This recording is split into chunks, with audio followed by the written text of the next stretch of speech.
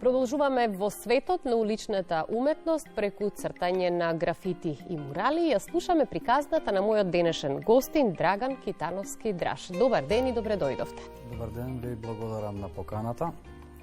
И вака интересна најава имаше од сите претходни уметници или стрит артисти, цртачи, кој како и да се нарекува. Па затоа ние ќе се надоврземе на приказната и само ќе дадам еден вовед дека графитите всушност се пишани текстови или цртежи направени на ѕид на некој објект или друга површина, некогаш со, но некогаш и без дозвола.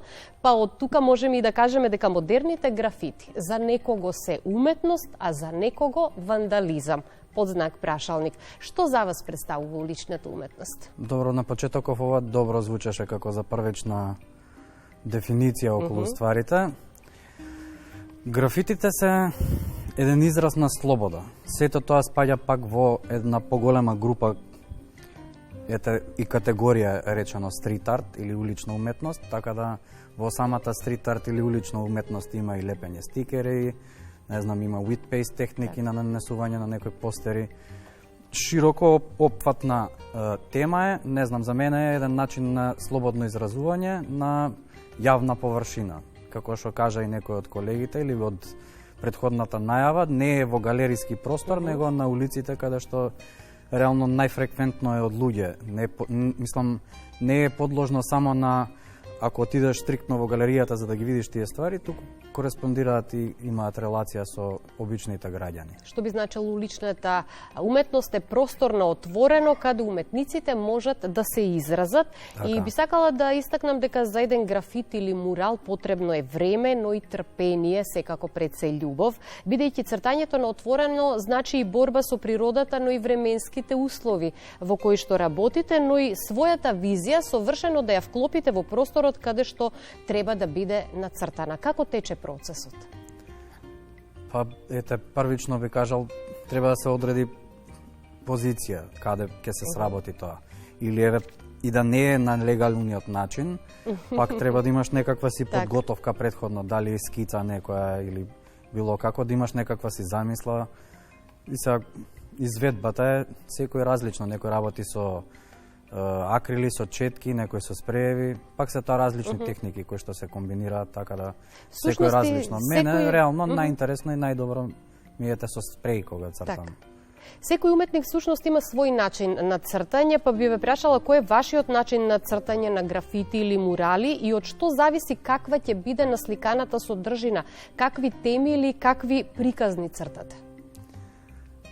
Вака, и тоа е, мислам, секој си има некоја си своја приказка која што сака да ја раскаже. Не знам, ја цртам и букви, и карактери, сакам да имаат некој по-детски илустративен пристап. Иначе не би можел да ги одвојам, например, сега да кажам како тоа функционира, зашо е, што е. Секој нареден ѕид си има некоја си нова порака.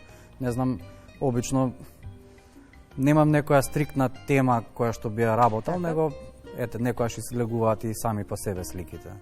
Меѓутоа, нема поголемо задоволство за еден уметник од тоа неговата цел и неговата порака нацртани, нели, преку графит или мурал, да бидат успешно испратени до публиката, а тоа се граѓаните, нели, кои што секојдневно можат да ги видат овие слики, што воедно и голема мотивација пак и за другите млади уметници да продолжат да ја негуваат уметноста во различни облици и да не дозволат таа да изубре. Како реагираат луѓето на вашите цртежи и во моментот на цртањето, но и потоа кога е готово делото?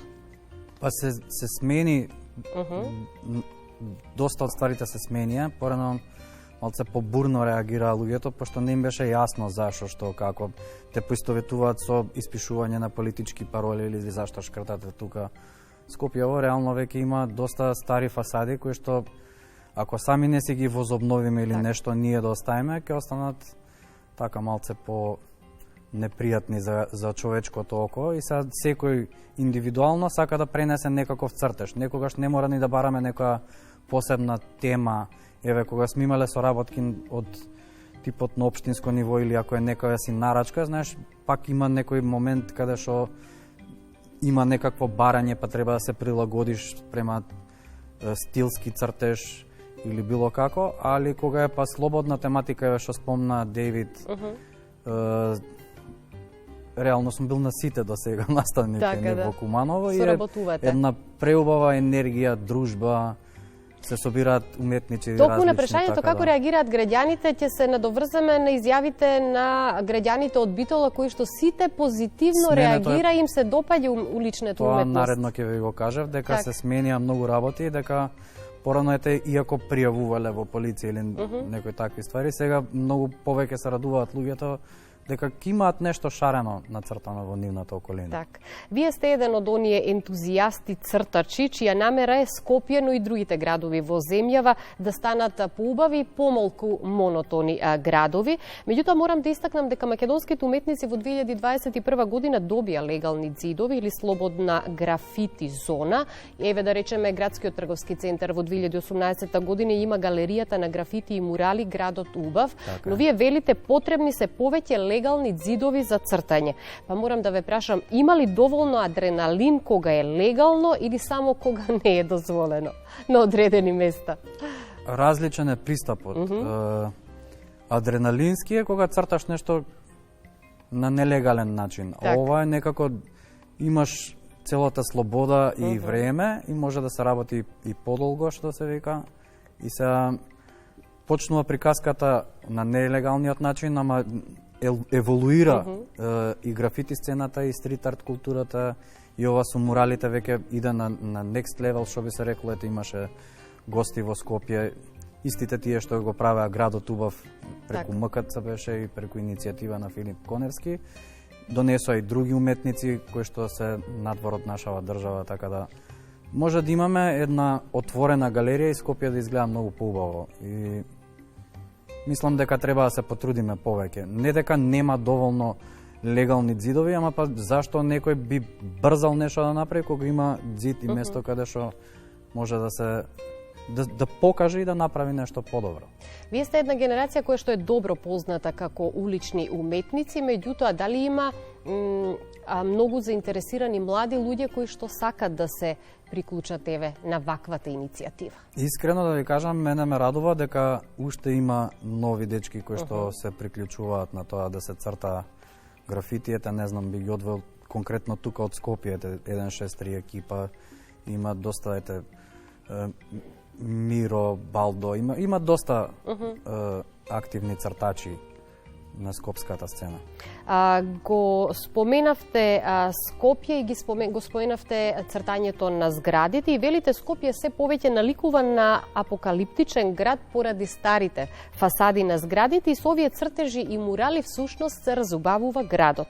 Вашиот уметнички печат морам да истакнам дека го има дури и на фасади на две нови згради, едната е се чинам во Дебар мало, другата во Капиштец. Па како ја добивте дозволата и како реагираа станарите на ова разубавување на нивните стамбени објекти? Тоа беше интересно, зашто тоа е пак проект кој што е сработен за нови згради во изградба и фактички самиот инвеститор кој што ја правеше зградата побара да бидат исцртани фасадите. Мислам дека треба да биде процесот обратен на тие што се веќе со стара фасада, затоа што тоа што е ново и секако ќе биде убаво. Али мене ми се поголем предизвик стариве фасади да ги искречиме, да нацртаме некои поголеми убави слики, пошто не сите живееме во нови објекти и старото може да се подзакрпи и да поличи убаво.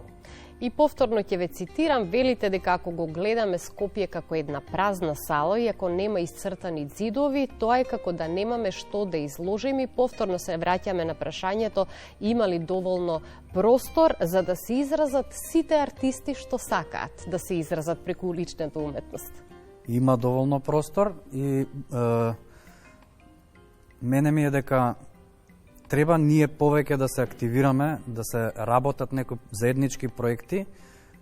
Енергијата ви ја кажав како убаво е кога ќе се склопат на едно место повеќе истомисленици, а секој работи на различен стил или различна техника и се добива едно поголемо заедничко дело. Преубаво е чувството. Она што особено ви е потребно, поддршка од институциите кои што се надлежни за одредените простори каде што би цртале, но и поддршка во вид на материјална поддршка за да можете да обезбедите материјал за да го реализирате тоа што сакате да го направите. Ја имате ли поддршката? Па, Како сте на тој пат? Како има некои од општините кои што излегуваат во пресред, сме имале соработки со доста од нив и се надевам дека ќе биде подобро, не знам. Така. Да. Се повеќе да се препознае значењето на уличната уметност, па на тој начин да се издигне на повисоко ниво. Меѓутоа, јас морам исто така да истакнам дека освен низ Скопје, ви имате своји дела и низ други градови во земјава, како Куманово, Гевгелија, Кочани, но исто така работите и надвор од границите на државата, како Белград, Софија, Солун, Риека, па убава можност да направите една споредба докаде е уличната уметност кај нас во однос на овие други градови надвор од Македонија. Да, ете, сега е рано уште да се збори за оваа година, ама ланска година имавме доста активна година, можам да кажам, за лично за мене. Со Девид бевме во Нови Сад, ете во Србија, имаше таму графити фестивал, ви кажав и претходно дека беше на објект на трговски центар, каде што тоа се прекречува секоја година, доаѓаат различни цртачи од различни, претежно беше од ex-Ju Балкан цртачи и графити уметници, кои што секој остава по едно свое дело и после тоа наредната година се прекречува. Исто имавме можност со уште 4-5 уметници, ето со Маријан Димиќ, со Раск, со Миро и со Балдо, да отпатуваме во Нимберг во Германија и тамо цртавме некои 5 дена бевме. Еден поголем објект, бевме дел од еден поголем фестивал. На кој ниво е уличната уметност на овие места надвор од Македонија? Па на многу повисоко ниво од него ние тук. Тоа ми беше споредбата да ја кажеме, да. Па добро, и ние некако се обидуваме, ама мислам дека треба да иде на поголема инстанца за да имаат комуникација на општинско ниво, дека тоа и тука кога се случи да има уметници да дојдат од Нимберг конкретно, беше по повод 60 години од земјотресот. Треба градот Скопје да ги пречека тие луѓе. Ние ги пречекавме, супер си поминавме, исцртавме еден објект, ни дадоа дозвола од општина Центар, супер беше све, ама пак кога отидовме тамо не пречека министерка за култура на Баварија, мислам одржаа говор. Тука такво нешто не се случи. Тоа е нивото кое што треба и ние да го постигнеме и кое што се стребиме. Затоа што они го ценат тоа дека некој дошол, одвоил време и нешто создал за нив и за нивното општество. Сега овде мораме да споменеме дека уметниците во Македонија има иницијатива за менување на изгледот и на основните училишта во Скопје. Овде ќе ги спомнам, вакви дела има на ѕидовите на училиштата Кочо Рацин, Димитар Миладинов. Учествувавте во овие дела? И во двете. Так, одлично. Кочо Рацин ова горе на Водно. Добро, Кочо Рацин неколку пати веќе го цртавме. Уствари, све што е на територија на општина Центар, тука најмногу сме имале соработка со забележителни дела кои што никого не оставаат рамнодушен и позитивни се реакциите, верувам. Да. Па и секако поубаво им е на децава да гледаат нешто весело и шарено, него да се стари фасади и ѕидови. Она што е најважно дека оваа тема денеска која што ја представуваме, а се однесува на уличната уметност, е токму оваа уметност да ја доближиме повеќе до нашите граѓани, да не се изненадуваат кога ќе ги забележат овие цртежи кои што им ги крадат погледите, да уживаат во нив и да ја даваат поддршката и граѓаните, но и потребните институции. Која ќе биде вашата порака?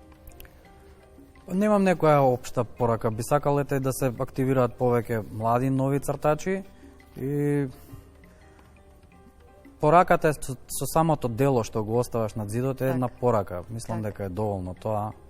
И ете, ако има некој од тие што слушаат, што се по институциите уклучени, да се уклучат во тоа да се помогне повеќе за било каков настан од тој тип. Ние ви ја дадовме нашата поддршка. Ви благодарам. Продолжете и понатаму да ни го разубавувате и главниот град, но и другите градови во земјава. Ви благодарам и за поканата и за одвоеното време. Ми беше задоволство.